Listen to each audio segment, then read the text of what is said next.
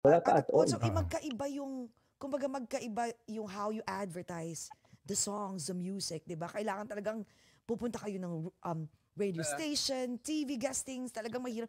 Tapos ngayon, anytime pwede na kayong, it's just a click of, one finger lang, isang click lang ng finger, pwede na kayong mag-release ng isang song.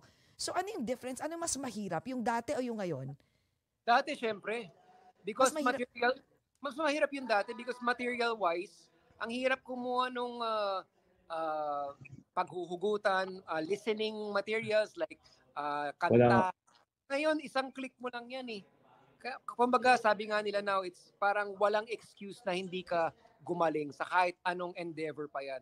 Kasi everything is just a click away. Of a finger.